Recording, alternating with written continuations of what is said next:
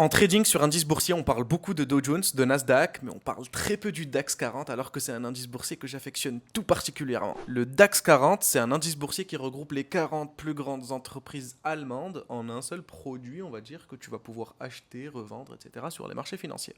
Donc pour lui rendre hommage, je vais te faire une analyse graphique complète du DAX 40. Accroche-toi. Alors, déjà, sur du très long terme, en monthly, un peu comme tous les indices boursiers, forcément qu'on est orienté à la hausse, d'accord. Il n'y a pas besoin d'en discuter davantage. Maintenant, il est important de souligner que nous sommes en phase d'impulsion, que le marché, là, il a tapé quand même un petit 37, 38, 39, 40% de hausse, quoi, sans avoir réellement corrigé. Donc, il faut faire attention. On peut s'attendre à une correction, mais il ne faut absolument rien anticiper. Pour l'instant, aucun signal de retournement.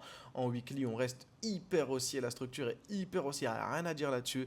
En daily, c'est tout pareil. Franchement, c'est d'ailleurs l'indice qui a le mieux résisté, on va dire, à la chute qu'il y a eu ces derniers jours, parce que la structure n'est pas endommagée, tu vois. Au contraire, on a corrigé, on est venu s'appuyer sur les anciens highs, on a récupéré les 0,5, 0,618. Là, en dessous, on a changé de structure récemment, hein. Hier, on a cassé vraiment tous les derniers tops. Actuellement, on arrive dans une zone qui me fait un peu peur, parce que tu le vois ici, c'est le dernier petit mouvement acheteur qui a manipulé avant la grosse vente qu'il y a eu par la suite. Ça a d'ailleurs eu lieu sur les plus bas de la structure H4 précédente, même si les plus bas ils sont pas très convaincants. Bref, on va pas se mentir, on est quand même dans une zone qui fait peur, qui peut rejeter le marché à la baisse. Donc je n'essaierai pas forcément d'acheter le marché à l'instant T. Pour moi, la meilleure zone pour rentrer en position en achat, si on le veut, ça serait une fois qu'on aura franchi ce niveau. Franchement, toute cette zone-là, ces petits 130 points, pour moi, ça sera un petit niveau à ne vraiment pas manquer.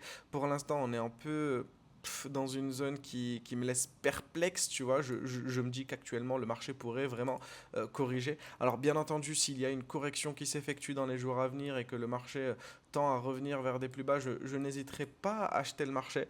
Maintenant, s'il continue de grimper, je vais avoir du mal.